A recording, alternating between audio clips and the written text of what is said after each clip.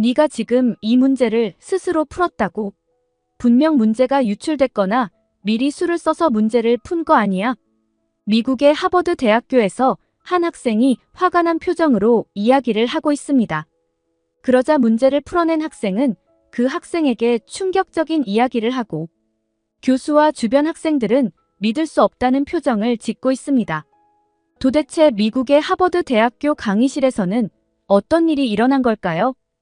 안녕하세요. 저는 하버드 대학교 수학과 1학년에 재학 중인 조이입니다. 평범한 미국 학생이었던 제 삶은 하버드에 입학하면서 180도 바뀌었어요. 하버드는 정말 다양한 국적의 인재들이 모이는 곳이죠. 전 세계에서 온 학생들과 함께 수업을 듣고 프로젝트를 하고 기숙사 생활을 하는 건 정말 특별한 경험이에요. 때로는 문화적 차이 때문에 오해가 생기기도 하지만 그런 과정을 통해 서로를 이해하게 되는 것 같아요. 그 중에서도 특히 눈에 띄는 학생이 있었는데 바로 중국에서 온 샤오위였습니다. 샤오위는 첫 수업부터 남다른 존재감을 뽐냈어요. 항상 자신감 넘치는 태도로 수업에 임했고 질문도 많이 했죠. 처음에는 그저 열정적인 학생이라고만 생각했어요. 하지만 시간이 지날수록 샤오위의 말과 행동에서 불편한 점을 발견하게 됐습니다. 그는 틈만 나면 중국의 우수성을 자랑했어요. 중국의 교육 시스템은 세계 최고야. 중국 학생들의 수학 실력은 다른 나라와 비교가 안 돼 같은 말들을 자주 했죠.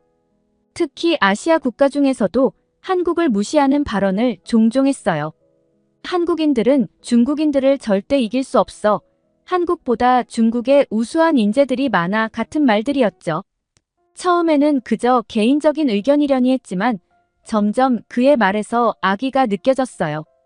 우리 반에는 한국에서 온 민이라는 학생도 있었는데 샤오위는 유독 민이를 대할 때 고압적인 태도를 보였어요. 수업 중 민이가 발표를 할 때면 비아냥거리는 표정을 짓곤 했죠. 저는 처음에는 그저 애국심이 강한 학생이라고만 생각했습니다. 하지만 점점 샤오위의 행동이 단순한 애국심을 넘어선다는 걸 깨닫게 됐어요. 그의 말과 행동은 다른 나라와 문화를 존중하지 않는 편견에 가득 차 있었죠. 시간이 지나면서 저는 샤오위의 행동이 점점 더 악의적으로 변해가는 것을 목격했어요. 특히 한국 유학생 미니에 대한 그의 태도는 정말 심각했죠. 한 번은 미니가 수업에 3분 늦은 적이 있었어요. 교수님께 사과하고 자리에 앉는 미니를 보며 샤오위가 옆 사람에게 큰 소리로 말하더라고요. 역시 한국 사람들은 시간 개념이 없어. 중요한 수업인데 늦게 오다니. 미니가 들으라는 듯이 일부러 그런 말을 한 게 분명했어요. 또 다른 때는 그룹 프로젝트를 할 때였죠. 미니가 자기 파트를 열심히 준비해 왔는데 샤오위는 콧방귀를 뀌며 말했어요. 이 정도야? 한국 사람들은 겉으로만 열심히 하는 척 하는구나. 미니의 노력을 완전히 무시하는 발언이었죠. 도서관에서 공부하는 미니를 봤을 때도 샤오위는 기회를 놓치지 않았어요. 쟤는 맨날 도서관에 있어. 근데 성적은 별로더라. 아마 공부하는 척만 하는 거 아니야? 이런 식으로 다른 학생들에게 미니의 이미지를 나쁘게 만들려고 했죠. 심지어 미니가 받은 장학금에 대해서도 시비를 걸었어요. 한국 학생들은 특혜를 받아. 실력은 없으면서 장학금만 받아가지. 이 말을 들은 저는 정말 화가 났죠. 미니가 얼마나 열심히 공부하는지 제가 직접 봤거든요. 이런 일들이 반복되면서 다른 학생들도 불편해하기 시작했어요. 하지만 대부분은 직접적으로 나서지 않았죠. 샤오위의 날카로운 말솜씨에 맞서기가 부담스러웠던 거예요. 저는 이런 상황을 보며 갈등했어요. 미니를 돕고 싶었지만 직접 나서면 상황이 더 복잡해질까봐 망설여졌거든요. 그래도 이대로 두면 안 될 것 같았어요. 하버드는 세계 최고의 인재들이 모이는 곳인데 이런 편견과 차별이 있다니 정말 실망스러웠습니다. 다양성을 존중하고 서로 배워야 할 곳에서 오히려 갈등이 생기고 있었죠. 하버드의 명성에 걸맞지 않은 이런 상황이 계속되는 가운데 우리 반에서 중요한 발표 수업이 있었어요. 각자 자신의 연구 주제를 발표하고 토론하는 시간이었죠. 미니의 차례가 되자 교실 분위기가 긴장감으로 가득 찼어요. 모두가 샤오위의 반응을 예상하고 있었거든요. 미니는 침착하게 발표를 시작했습니다. 그녀의 주제는 인공지능을 활용한 수학 교육 방법이었어요. 발표가 진행될수록 저는 감탄을 금치 못했습니다. 미니의 연구는 정말 혁신적이었거든요. 그녀는 어려운 수학 공식을 이용해 AI 모델을 설계하고 이를 통해 학생들의 학습 패턴을 분석하는 방법을 제안했어요. 그런데 발표가 끝나자마자 샤오위가 손을 번쩍 들었죠. 질문 있습니다. 그의 목소리에는 비아냥거림이 가득했어요. 이 연구 정말 미니 씨가 한 건가요? 어디서 베낀 게 아닌가요? 순간 교실이 얼어붙었어요. 모두가 미니의 반응을 지켜보고 있었죠. 하지만 미니는 평온한 표정을 유지한 채 대답했습니다. 네, 제가 직접 연구했습니다. 질문이 있다면 연구 내용에 대해 해주시면 감사하겠습니다. 샤오위는 멈추지 않았어요. 이런 수준 높은 연구를 한국 학생이 했다고는 믿기 어려운데요.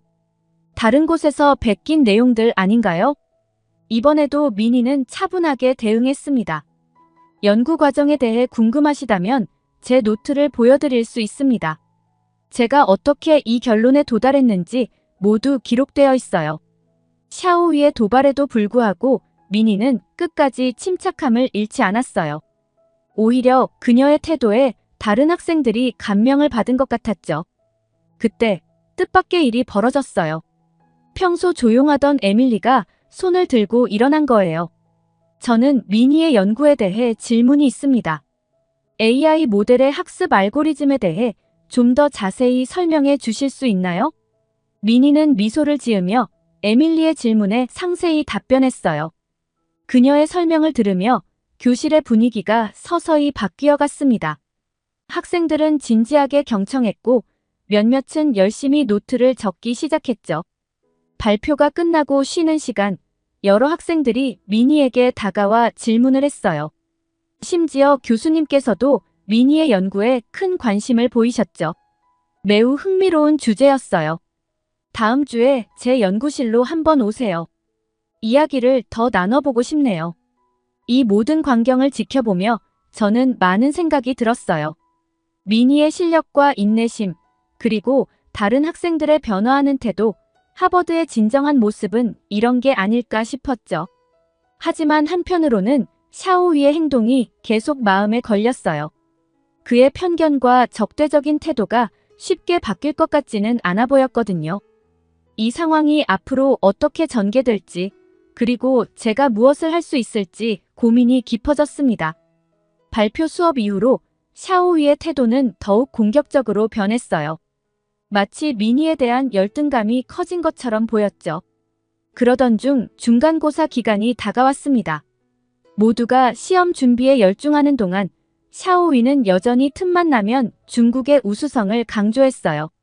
중국의 가오카오 중국대학 입학시험은 세계에서 가장 어려운 시험이야. 우리는 이미 이 정도 난이도의 시험은 수없이 봤다고. 이런 말들을 하며 다른 학생들을 압박했죠. 드디어 중간고사 결과가 발표되는 날이 왔어요. 교수님이 성적을 공개하셨는데 놀랍게도 미니가 1등을 했더라고요. 샤오위는 2등이었죠. 순간 교실이 술렁였어요. 그러자 샤오위가 벌떡 일어나 소리쳤습니다. 이건 말이 안 됩니다. 분명 시험지가 유출됐을 거예요. 미니가 1등을 할 리가 없어요. 교수님은 침착하게 대응하셨어요. 샤오위 학생, 그런 주장을 하려면 증거가 필요합니다.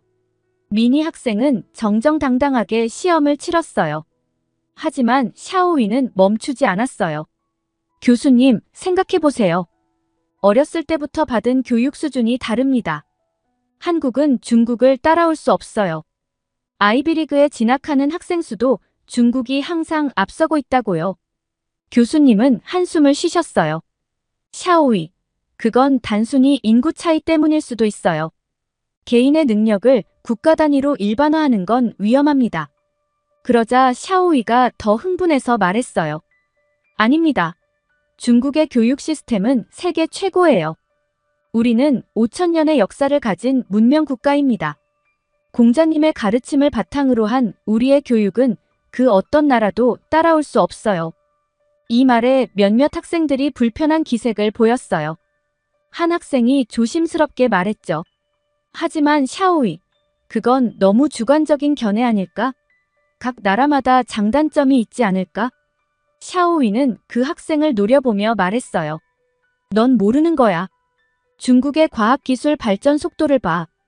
우리는 곧 미국을 추월할 거야. 심지어 우주 개발에서도 우리가 앞서가고 있다고. 이쯤 되자 교수님이 단호하게 말씀하셨어요. 샤오위, 이런 식의 논쟁은 여기서 멈추는 게 좋겠어요. 우리는 서로의 문화와 배경을 존중해야 합니다. 그리고 시험 결과에 대해서는 이에 제기할 만한 정당한 근거가 없다면 인정해야 해요. 하지만 샤오위는 여전히 불만스러운 표정이었어요. 그는 작은 목소리로 중얼거렸죠. 어차피 한국은 중국 문화를 훔쳐간 나라야. 그들의 성공은 다 우리 것을 베낀 거라고. 이 말을 들은 저는 정말 충격을 받았어요. 이렇게까지 편견에 사로잡힌 사람과 어떻게 대화를 나눌 수 있을까 고민되더라고요. 한편 민희는 이 모든 상황에서 놀라울 정도로 침착함을 유지했어요. 그녀는 조용히 자리에서 일어나 말했습니다. 샤오위 학생, 당신의 의견은 존중합니다. 하지만 저는 제 실력으로 정정당당하게 이 결과를 얻었어요. 서로를 인정하고 배우는 게 하버드에서 공부하는 우리의 자세가 되어야 하지 않을까요? 민희의 말에 대부분의 학생들이 고개를 끄덕였어요. 심지어 아까 샤오위 편을 들었던 학생들조차 민희의 태도에 감명받은 듯 했죠. 이 사건 이후로 교실의 분위기가 미묘하게 변했어요.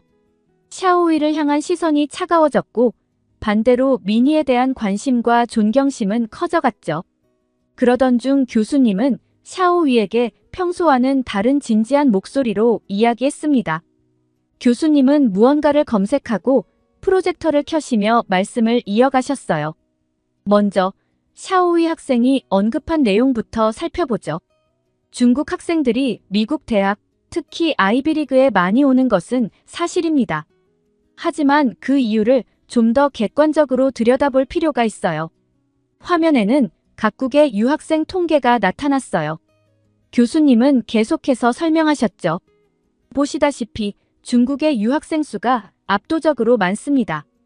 하지만 이는 단순히 중국의 인구가 다른 나라보다 훨씬 많기 때문이에요. 인구 대비로 보면 한국이나 인도 등 다른 아시아 국가들도 비슷한 비율로 유학을 보내고 있습니다. 그러자 샤오위가 손을 들었어요. 하지만 교수님, 그건 중국 교육의 우수성 때문 아닌가요? 교수님은 고개를 저으셨어요.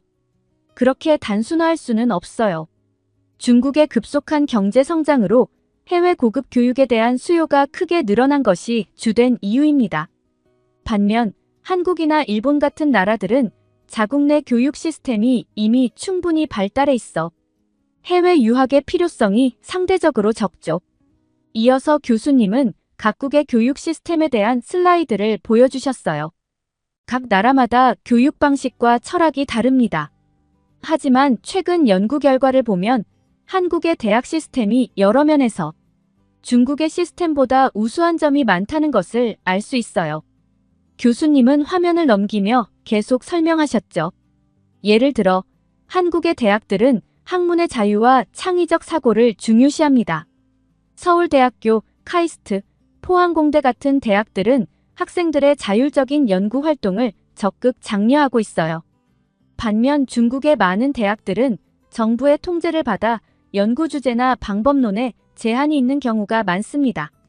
그러면서 교수님은 구체적인 사례를 보여주셨어요.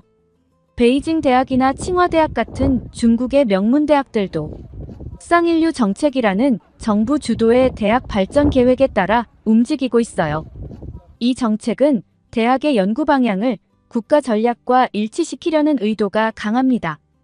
반면 한국의 대학들은 정부 지원을 받되 학문의 독립성을 유지하고 있죠.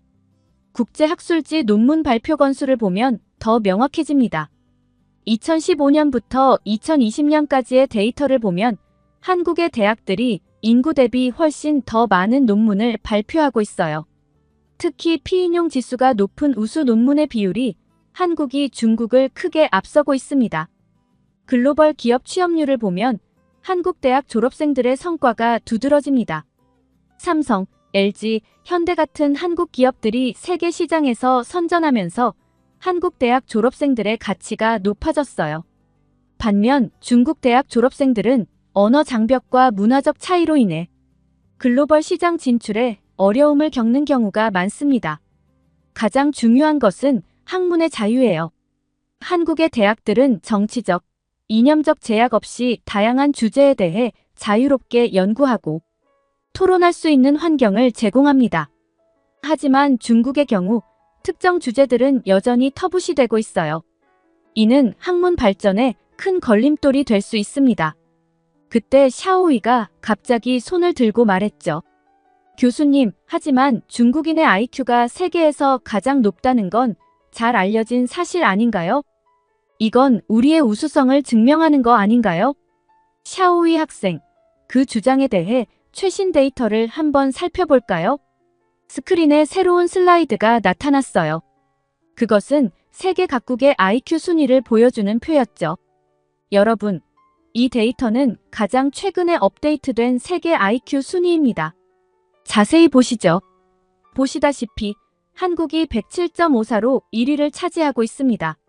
중국은 106.99로 2위이고요. 이 말에 교실이 술렁이기 시작했어요.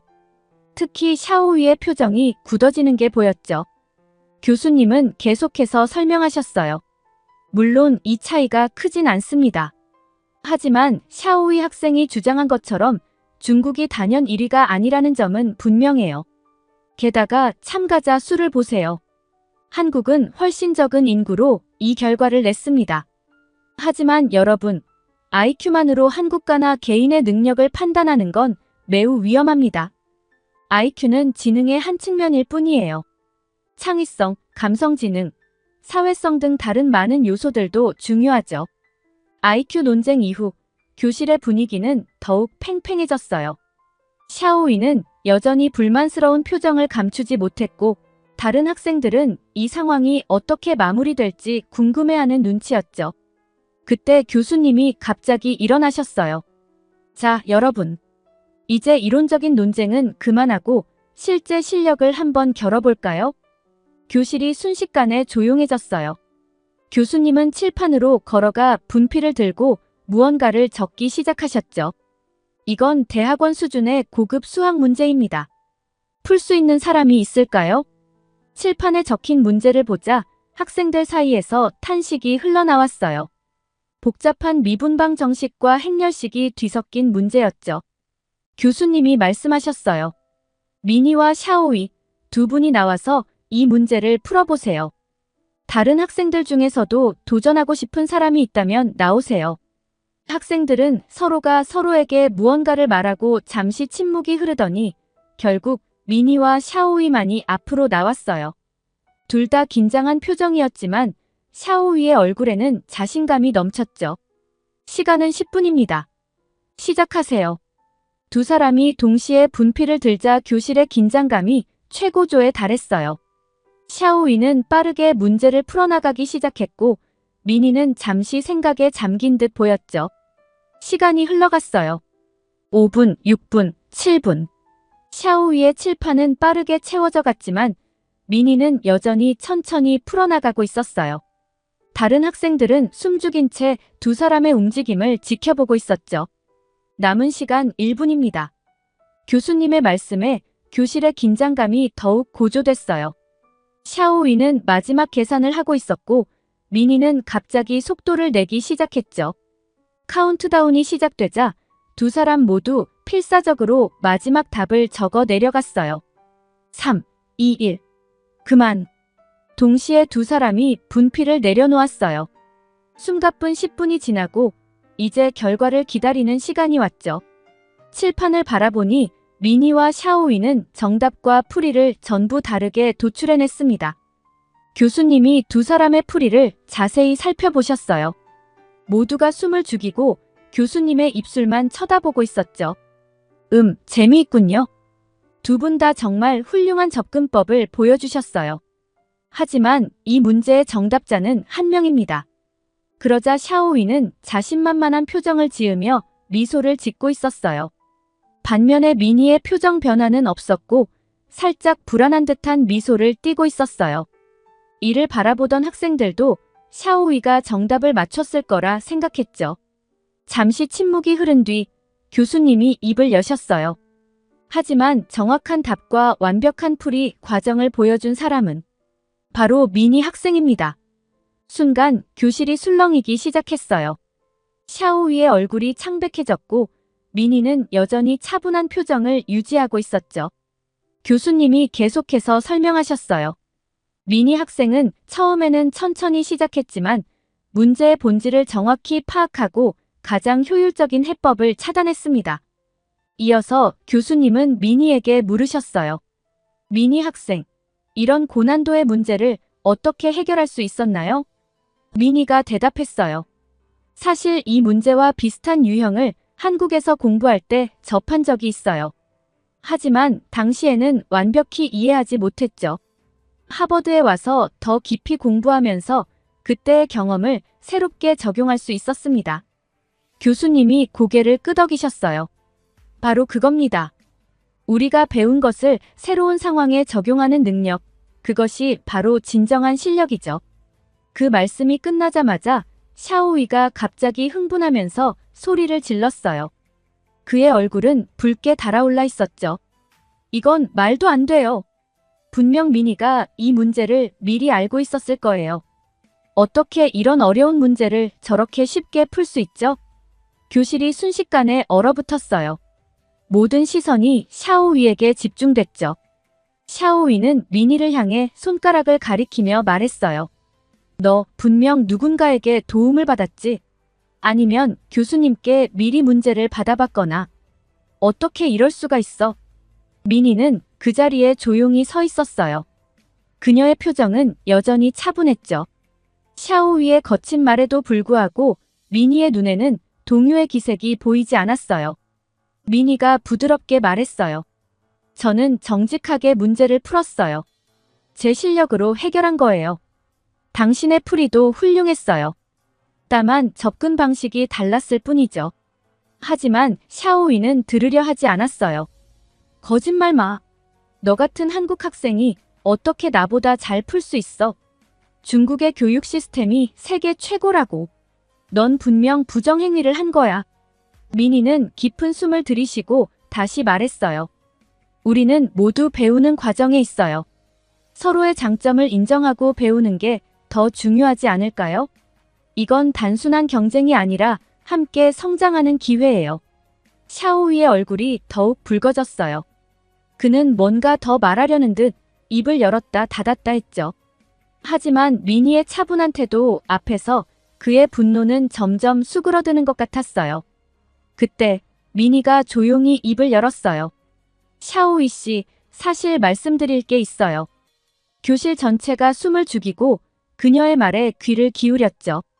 지금껏 당신이 제 험담을 하고 다니고 한국인들을 무시하는 발언을 뒤에서 했다는 걸 알고 있었어요. 이 말에 모두가 충격을 받았어요.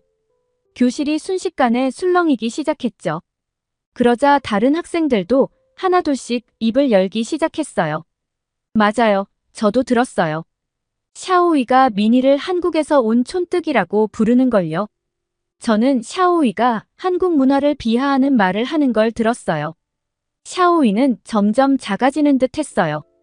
그의 얼굴은 이제 분노보다는 당혹감으로 가득 찼죠. 이때 교수님이 나서셨어요. 여러분, 사실 이런 일은 처음이 아닙니다. 몇 년 전에도 비슷한 일이 있었어요.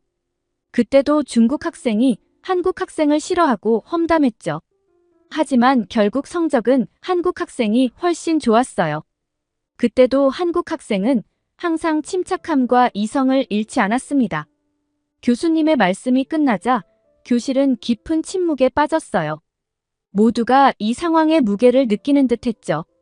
그날 이후로 우리 반의 분위기가 완전히 바뀌었어요. 사람들이 미니를 대하는 태도가 확연히 달라졌죠. 그녀의 실력과 인품에 대한 존경심이 커진 게 눈에 보였어요.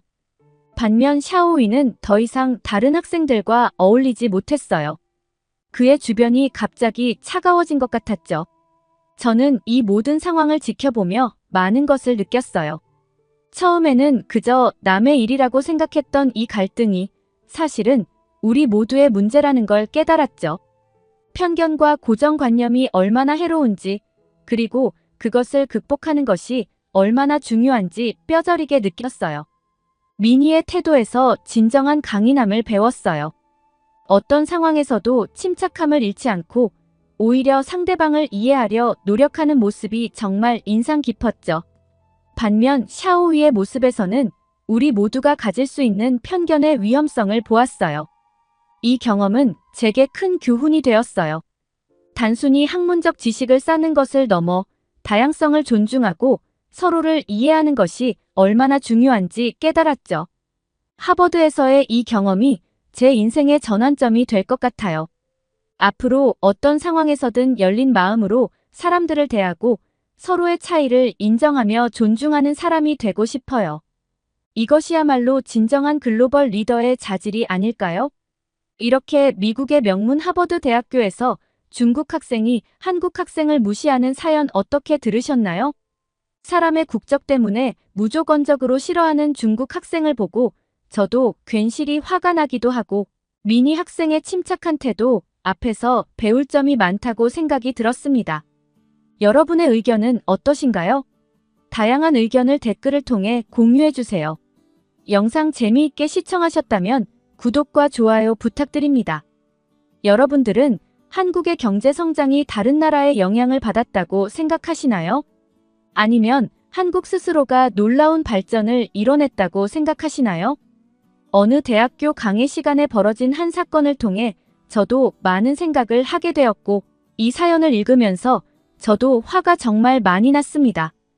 여러분들도 사연 시청하시면서 제 감정을 느껴보시고 어떤 감정을 갖게 되었는지 댓글로 공유해 주시길 바라겠습니다. 안녕하세요. 저는 옥스퍼드 대학교 동아시아학과에서 공부하고 있는 영국 학생 레이예요. 오늘 저는 정말 잊지 못할 경험을 했어요. 그 이야기를 여러분께 들려드리고 싶습니다. 매주 화요일 오후 2시, 저는 항상 설레는 마음으로 한국사 강의실로 향해요.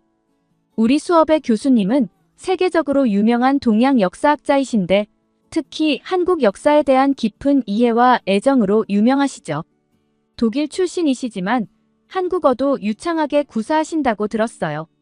오늘의 주제는 한국의 경제 발전이었어요. 저는 앞줄에 자리를 잡고 공책과 펜을 준비했습니다. 교수님이 강의실에 들어오시자 모두가 조용해졌어요.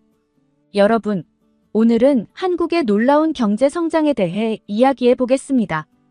교수님의 말씀에 저는 흥미롭게 귀를 기울였어요. 한국의 발전 이야기는 늘 신기하고 인상적이거든요. 한국은 1960년대부터 놀라운 경제 성장을 이뤄냈습니다. 이른바 한강의 기적이라 불리는 이 현상은 세계 경제사에서도 유례를 찾아보기 힘든 사례죠. 교수님은 열정적으로 설명을 이어가셨어요. 한국 전쟁 이후 폐허가 된 나라에서 어떻게 세계 10위권의 경제대국으로 성장했는지, 그 과정에서 어떤 정책들이 시행되었는지 상세히 설명해 주셨습니다. 저는 고개를 끄덕이며 열심히 필기했어요. 영국 학생으로서 다른 나라의 역사와 발전 과정을 배우는 것은 항상 흥미로운 경험이에요. 그런데 갑자기 뒤쪽에서 손이 올라갔어요. 타카시라는 일본 유학생이었습니다. 교수님, 질문이 있습니다. 교수님께서 고개를 끄덕이시자 타카시가 말을 이어갔어요. 한국의 발전 기반은 사실 일제강점기에 만들어진 것 아닌가요? 순간 강의실이 조용해졌습니다. 저는 깜짝 놀라 뒤를 돌아보았어요. 타카시는 자신감 넘치는 표정으로 앉아 있었죠. 교수님은 잠시 침묵하셨다가 조심스럽게 말씀하셨어요. 그건 매우 민감한 주제입니다만 역사적 사실을 객관적으로 바라보는 것은 중요하죠. 타카시 군의 의견을 좀 더 자세히 들어볼까요? 타카시의 발언에 강의실 분위기가 순식간에 긴장감으로 가득 찼어요. 저는 가슴이 뛰기 시작했습니다. 어떻게 대답하실까? 하는 궁금증과 동시에 이 민감한 주제에 대해 더 알고 싶은 호기심이 생겼어요. 주변을 둘러보니 한국 학생들의 표정이 좋지 않아 보였습니다. 일본 학생들은 대부분 무표정했지만 몇몇은 은근히 타카시를 응원하는 듯한 눈빛을 보내고 있었어요. 저는 손을 들어 질문하고 싶었지만 차분히 교수님의 대답을 기다리기로 했어요. 교수님은 분명 공정하고 학문적인 답변을 해주실 거라 믿었거든요. 그렇게 강의실은 팽팽한 긴장감 속에서 타카시의 다음 발언을 기다리고 있었습니다. 저는 심호흡을 하며 마음을 가다듬었어요. 타카시는 자리에서 일어나 당당한 목소리로 말을 이어갔습니다. 그의 눈빛에서 자신감이 넘쳐 흘렀어요. 교수님, 한국의 근대화와 경제 발전은 전적으로 일본 덕분입니다. 우리가 35년간 한국을 통치하지 않았다면 지금의 한국은 없었을 겁니다. 강의실 전체가 숨을 죽였어요.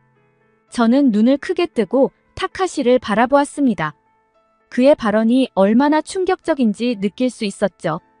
한국 학생들의 얼굴이 순식간에 붉어졌고 일부는 주먹을 꽉 쥐고 있었어요. 교수님은 침착하게 대응하셨습니다. 타카시 군, 그건 매우 강한 주장인데요. 좀 더 구체적으로 설명해 주시겠어요? 타카시는 더욱 자신감 넘치는 목소리로 말을 이어갔어요. 그의 눈빛에는 승리를 확신하는 듯한 광채가 어렸죠. 물론이죠. 제가 상세히 설명해 드리겠습니다. 그는 칠판 앞으로 나와 분필을 집어들었어요. 먼저 인프라를 보겠습니다. 타카시는 칠판에 인프라스트럭처라고 크게 적었어요. 철도, 항만, 도로, 전기, 상하수도, 시설 등 근대적 인프라의 기초를 모두 일본이 닦았습니다. 예를 들어 1899년 서울과 인천을 잇는 한국 최초의 철도는 누가 건설했을까요? 바로 일본입니다. 그는 잠시 교실을 둘러보며 학생들의 반응을 살폈어요. 몇몇 학생들이 불편한 기색을 보이자 그는 더욱 힘주어 말했죠. 1910년 한일병합 당시 한국의 철도 길이는 고작 362km에 불과했습니다. 하지만 1945년 해방 때는 무려 6,362km로 17배나 늘었죠. 이게 없었다면 한국의 빠른 산업화는 불가능했을 겁니다. 그는 잠시 숨을 고르더니 계속했어요. 다음은 교육 시스템입니다. 그는 에듀케이션이라고 칠판에 썼어요. 근대적 학교 제도, 의무 교육 개념, 심지어 대학 제도까지 모두 일본이 도입한 겁니다. 1911년 조선교육령을 통해 근대적 교육 제도가 확립되었고 이를 통해 한국인들의 문맹률을 크게 낮췄죠. 1910년 한국의 문맹률은 무려 95%에 달했지만 1945년에는 22%로 크게 감소했습니다. 이건 순전히 우리 일본의 공로입니다. 저는 옆자리의 한국 학생을 힐끗 보았어요. 그 학생의 얼굴이 점점 더 굳어가는 게 보였습니다. 주먹을 꽉 쥐고 있는 모습이 역력했죠. 타카시는 거침없이 계속했어요. 산업 기반도 마찬가지예요. 그는 인더스트리라고 칠판에 크게 썼습니다. 농업 기술 개선, 광산 개발, 공장 설립 등 모든 산업의 기초를 일본이 만들었습니다. 예를 들어 1910년 한국의 쌀 생산량은 1300만 석이었지만 1937년에는 2500만 석으로 거의 2배나 증가했어요. 이는 일본이 도입한 선진 농업 기술 덕분입니다. 그의 말에 강의실 분위기가 더욱 팽팽해졌어요. 저는 숨 쉬는 것조차 조심스러웠습니다. 더 나아가서 타카시가 말을 이었어요. 한국의 경제 발전 모델 자체가 일본을 모방한 겁니다. 그는 이코노믹 모델이라고 칠판에 썼어요. 수출 주도형 경제, 재벌 중심의 경제 구조, 심지어 정부 주도의 경제 계획까지 모두 일본의 전후 경제 발전 모델을 그대로 따라한 거예요. 60년대 한국의 경제 개발 5개년 계획. 이건 일본의 전후 경제 부흥 계획을 그대로 본뜬 겁니다. 그는 잠시 멈추고 교수를 바라보았어요. 그의 눈빛에는 승리의 기색이 역력했죠. 솔직히 말해서 교수님, 한국인들의 힘만으로는 이런 발전을 이룰 수 없었을 겁니다. 일본의 통치와 지도가 있었기에 가능했던 거죠. 우리가 35년간 한국을 근대화하지 않았다면 지금의 한국은 없었을 겁니다. 강의실은 숨막히는 긴장감으로 가득 찼어요. 타카시의 주장은 너무나 도발적이었고 한국 학생들의 얼굴은 분노로 일그러져 있었죠.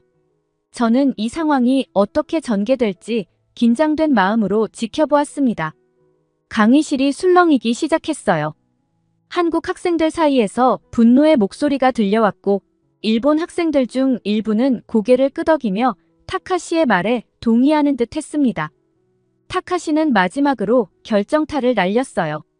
심지어 지금도 한국 사람들은 일본을 동경하고 있어요. 한국인들이 가장 많이 여행 가는 나라가 일본이라는 사실을 아시나요? 그들은 한국보다 일본을 더 좋아하니까 그렇게 오는 거 아닐까요? 이건 무의식 중에 일본의 우수성을 인정하는 거라고 봅니다. 이 말에 한국 학생들이 참지 못하고 일어섰어요. 한 학생이 소리쳤죠. 그건 말도 안 되는 주장이야. 우리가 얼마나 노력해서 여기까지 온 줄 알아. 다른 학생도 가세했어요. 일본의 식민 통치는 우리를 발전시킨 게 아니라 착취한 거야. 우리의 자원을 빼앗고 문화를 말살하려 했잖아. 순식간에 강의실이 소란스러워졌어요. 교수님이 진정을 요구했지만 이미 감정이 격해진 학생들은 쉽게 가라앉지 않았습니다. 저는 이 상황을 지켜보며 놀라움을 금치 못했어요. 역사가 이렇게 현재 진행형의 뜨거운 감자일 줄은 몰랐거든요. 영국 학생인 제게는 다소 낯선 광경이었지만 동시에 이런 논쟁을 통해 역사의 복잡성과 해석의 다양성을 배울 수 있다는 생각이 들었습니다. 타카시는 여전히 당당한 태도로 서 있었어요. 그의 눈빛에서 승리의 기색마저 느껴졌죠. 반면 한국 학생들의 표정은 분노와 좌절감이 뒤섞여 있었어요. 교수님은 필사적으로 상황을 통제하려 노력하셨어요. 진정들 하세요. 역사는 다양한 시각에서 볼 수 있습니다. 하지만 그 해석에는 반드시 객관적 근거가 필요합니다. 그러나 타카시는 멈추지 않았어요. 교수님, 제가 말씀드린 모든 것은 객관적 사실입니다. 한국인들이 인정하고 싶지 않을 뿐이죠. 그들의 자존심 때문에 진실을 외면하고 있는 겁니다. 이 말에 한국 학생들의 분노가 폭발했어요. 몇몇 학생들이 자리에서 벌떡 일어나 타카시에게 다가갔습니다. 저는 심장이 빠르게 뛰는 것을 느꼈어요. 설마 폭력 사태라도 일어나는 건 아닐까? 하는 걱정이 들었거든요. 교수님이 재빨리 그들 사이에 끼어들었습니다. 진정하세요, 여러분. 이건 학문적 토론의 장입니다. 감정적으로 대응하지 맙시다. 저는 이 상황이 어떻게 마무리될지 긴장된 마음으로 지켜보았어요. 역사 해석을 둘러싼 이런 격렬한 논쟁은 처음 경험하는 것이었거든요. 동시에 이런 논쟁이 왜 필요한지, 그리고 어떻게 해결해 나가야 할지에 대해 깊이 생각하게 되었습니다. 강의실은 타카시의 도발적인 발언으로 인해 폭발 직전의 화약고 같았어요. 한국 학생들의 얼굴은 분노로 붉게 물들어 있었고 일본 학생들 사이에서도 불편한 기색이 역력했습니다. 이 순간 모두의 시선이 교수님을 향했어요. 교수님은 깊은 한숨을 내쉬며 천천히 일어나셨습니다. 그의 표정은 평소와 달리 무거워 보였어요. 타카시 군, 교수님이 입을 열었습니다. 당신의 주장은 매우 편향되고 위험한 역사 해석입니다. 역사는 그렇게 단순하지 않아요. 교수님은 칠판으로 걸어가 타카시가 쓴 내용 옆에 새로운 내용을 적기 시작했습니다. 먼저 인프라 문제부터 짚어봅시다. 맞아요. 일제강점기에 많은 인프라가 건설되었죠. 하지만 그 목적이 무엇이었는지 생각해봐야 합니다. 교수님은 퍼퍼스라고 크게 썼어요. 철도, 항만, 도로. 이 모든 것의 주된 목적은 한국의 자원을 수탈하고 대륙 침략을 위한 군사적 목적이었습니다. 한국인의 삶의 질 향상?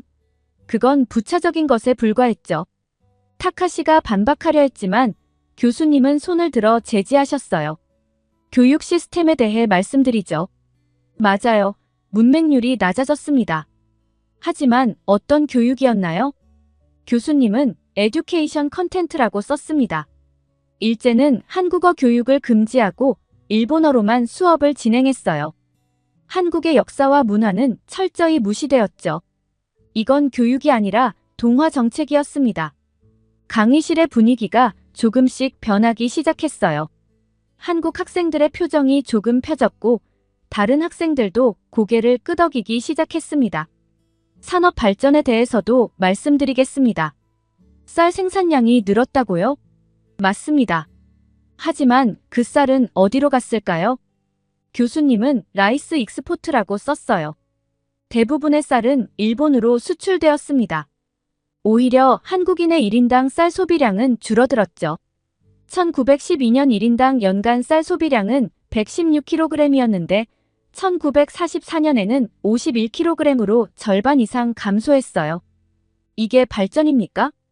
타카시의 얼굴이 조금씩 굳어가기 시작했어요. 경제 발전 모델에 대해서도 말씀드리죠. 한국이 일본의 모델을 모방했다고요? 그건 너무 단순한 해석입니다. 교수님은 이코노믹 미라클이라고 썼어요. 한국의 경제 발전은 세계 경제사에서 유례를 찾기 힘든 한강의 기적입니다. 1960년대 한국의 1인당 GDP는 아프리카의 가나와 비슷한 수준이었어요. 하지만 불과 30년 만에 선진국 반열에 올랐죠. 이건 단순한 모방으로는 불가능한 일입니다. 교수님은 잠시 숨을 고르셨어요. 그리고 놀랍게도 재팬스 버블 이코노미라고 칠판에 썼습니다. 타카시 군, 일본의 경제 발전 모델이 그렇게 완벽했다면 왜 90년대에 버블 경제가 터졌을까요? 강의실이 술렁이기 시작했어요. 이 질문은 예상치 못한 것이었죠. 80년대 후반, 일본 경제는 거품으로 부풀어 올랐습니다. 부동산 가격은 천정부지로 치솟았고 주가는 비정상적으로 상승했죠. 하지만 90년대 초, 이 거품이 한순간에 꺼져버렸어요. 이후 일본은 잃어버린 20년이라는 장기 불황에 빠졌습니다. 교수님의 눈빛이 날카로워졌어요. 반면 한국은 어땠나요? 97년 IMF 외환위기를 겪었지만 빠르게 극복했죠. 2008년 글로벌 금융위기 때도 상대적으로 안정적이었고요. 이건 한국이 일본과는 다른 독자적인 경제 모델을 발전시켰기 때문입니다. 타카시는 당황한 기색이 역력했어요. 그는 뭔가 말하려 했지만 말문이 막힌 듯 했습니다. 교수님은 계속해서 말씀하셨어요. 역사는 승자의 기록이 아닙니다. 모든 관점을 고려해야 해요. 일제강점기가 한국에 미친 영향, 물론 있었겠죠. 하지만 그게 전부는 아닙니다. 한국의 발전은 해방 이후 한국인들의 피와 땀으로 이루어낸 것입니다. 교수님은 마지막으로 코리안 이폴츠라고 칠판에 크게 썼어요. 전쟁의 폐허 속에서 일어난 나라, 천연자원 하나 없는 나라, 분단의 아픔을 안고 있는 나라. 이런 나라가 세계 10위권의 경제대국으로 성장했다는 것. 이게 바로 진정한 기적 아닐까요? 강의실은 깊은 침묵에 빠졌어요. 타카시는 고개를 숙인 채 아무 말도 하지 않았고 다른 학생들은 교수님의 말을 곱씹고 있는 듯 했습니다. 저는 이 순간 역사란 얼마나 복잡하고 다면적인 것인지 깨달았어요. 단순히 승자와 패자 혹은 가해자와 피해자로 나눌 수 없는 그 이상의 무언가가 있다는 것을 말이에요. 교수님의 반박이 끝나자 강의실은 잠시 정적에 빠졌어요. 하지만 그 고요함은 오래가지 않았습니다. 타카시가 다시 일어나 발언권을 요청했거든요. 교수님, 존중합니다만 몇 가지 반론을 제기하고 싶습니다. 그의 목소리에는 여전히 자신감이 넘쳤어요. 교수님은 잠시 고민하시더니 고개를 끄덕이셨습니다. 좋습니다. 하지만 객관적 사실에 근거해 주세요. 타카시는 잠시 생각에 잠긴 듯 말을 멈추었다가 조심스럽게 다시 입을 열었습니다. 교수님께서 지적하신 대로 일본의 통치가 완벽했다고 말하기는 어렵습니다. 분명 많은 문제점과 부족한 점이 있었겠죠. 하지만 우리가 그 시대를 평가할 때는 당시의 맥락을 고려해야 하지 않을까요? 그는 잠시 주변의 반응을 살폈습니다. 몇몇 학생들이 관심 있게 귀를 기울이고 있었고 교수님은 표정 변화 없이 경청하고 계셨습니다. 용기를 얻은 타카시는 계속해서 말을 이어갔습니다. 그 당시 아시아의 다른 국가들과 비교해보면 어떨까요? 인도, 베트남, 인도네시아 같은 나라들을 보면 이들 역시 서구 열강의 지배를 받았습니다. 하지만 이 나라들 중 어느 곳도 한국만큼 빠르게 발전하지 못했습니다. 물론 각 나라마다 상황이 달랐겠지만 이런 비교를 통해 우리는 어떤 통찰을 얻을 수 있지 않을까요? 타카시의 목소리에는 약간의 떨림이 있었지만 그의 눈빛은 진지했습니다. 제 의견으로는 일본의 통치가 비록 완벽하지는 않았지만 당시 아시아의 다른 식민 통치와 비교했을 때 상대적으로 더 나은 점이 있었던 것은 아닐까 생각합니다. 이것이 한국의 빠른 발전에 어떤 식으로든 영향을 미쳤을 가능성은 없을까요? 교실에는 잠시 침묵이 흘렀습니다. 타카시의 발언은 분명 논란의 여지가 있는 것이었고 모두가 이 민감한 주제에 대해 어떻게 반응해야 할지 고민하는 듯 했습니다. 교수님은 여전히 평온한 표정을 유지한 채 고개를 끄덕이셨고 이어서 다른 학생들의 의견을 물으셨습니다. 강의실이 다시 술렁이기 시작했어요. 타카시의 새로운 주장에 학생들의 관심이 집중됐죠. 게다가 타카시가 계속했습니다. 한국의 급속한 경제 성장 뒤에는 일본의 지원이 있었다는 점도 간과할 수 없습니다. 1965년 한일 기본 조약 이후 일본은 한국에 상당한 경제 원조를 제공했습니다. 이 자금이 한국의 경제 발전에 큰 도움이 되었죠. 교수님이 끼어들려 했지만 타카시는 멈추지 않았어요. 더 나아가 문화적인 면에서도 일본의 영향을 무시할 수 없습니다. 한국의 현대 문화, 예를 들어 만화, 애니메이션, 대중음악 등에서 일본의 영향을 쉽게 찾아볼 수 있어요. 심지어 한국의 국민 스포츠라 할 수 있는 야구도 일본을 통해 전파되었죠. 이 말에 한국 학생들이 참지 못하고 반박하기 시작했어요. 그건 문화 교류지. 일방적인 영향이 아니야. 한 학생이 소리쳤습니다. 다른 학생도 가세했어요. 우리 문화는 우리만의 독특한 정체성이 있어. 단순히 일본 문화를 모방한 게 아니라고. 강의실은 순식간에 논쟁의 장이 되었습니다. 학생들은 서로의 의견을 주장하며 목소리를 높였고 교수님은 간신히 상황을 통제하려 애쓰고 계셨어요.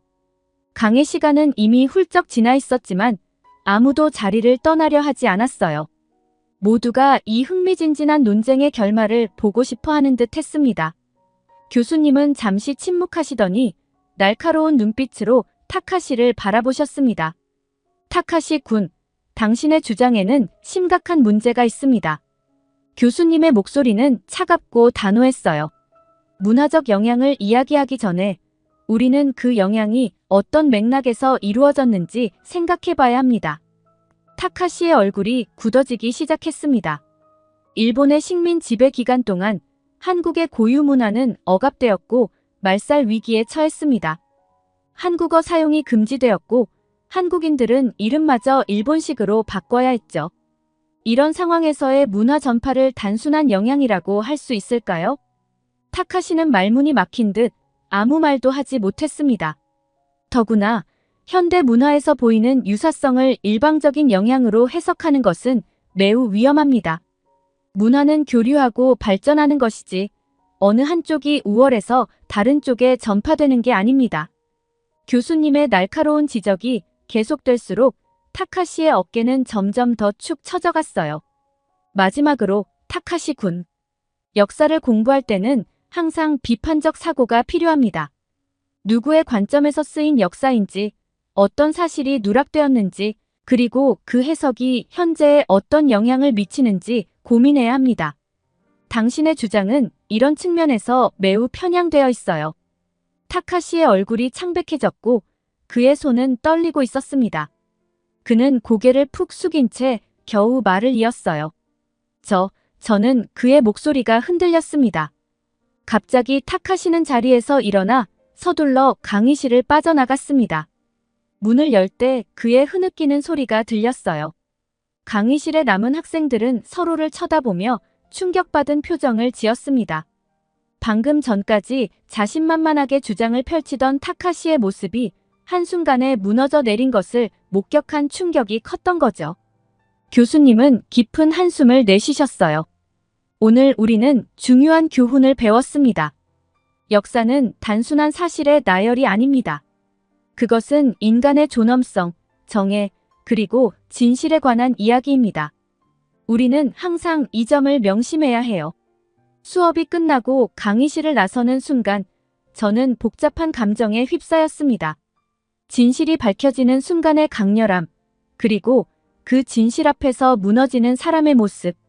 이 모든 것이 역사 공부의 중요성을 다시 한번 일깨워주는 것 같았어요. 이날의 수업은 단순한 역사 강의를 넘어 우리 모두에게 깊은 성찰의 시간을 안겨주었습니다. 역사의 진실 앞에서 우리는 어떤 태도를 가져야 할지, 그리고 과거의 잘못을 어떻게 직시해야 할지에 대해 생각하게 된 값진 경험이었습니다. 타카시의 모습은 더 이상 보이지 않았지만 그가 남긴 여운은 쉽게 가시지 않았습니다. 우리는 모두 역사의 무게를 느끼며 앞으로 어떻게 더 나은 미래를 만들어갈 수 있을지 고민하게 되었습니다. 이것이야말로 진정한 역사 교육의 힘이 아닐까요? 이렇게 한국의 발전은 일본 때문이라고 주장하는 사연 어떻게 들으셨나요? 모든 게 일본이 없었더라면 한국이 이렇게 발전하지 못할 거라는 얘기를 듣고 화가 굉장히 많이 났는데요. 한국 사람이 아닌 교수의 이야기 덕분에 국적이 다른 학생들도 진실을 알게 되어서 참 다행이라고 생각이 듭니다. 여러분들의 생각은 어떠신가요? 다양한 의견을 댓글로 공유해주세요. 구독과 좋아요 부탁드리고 영상 시청해주셔서 감사합니다.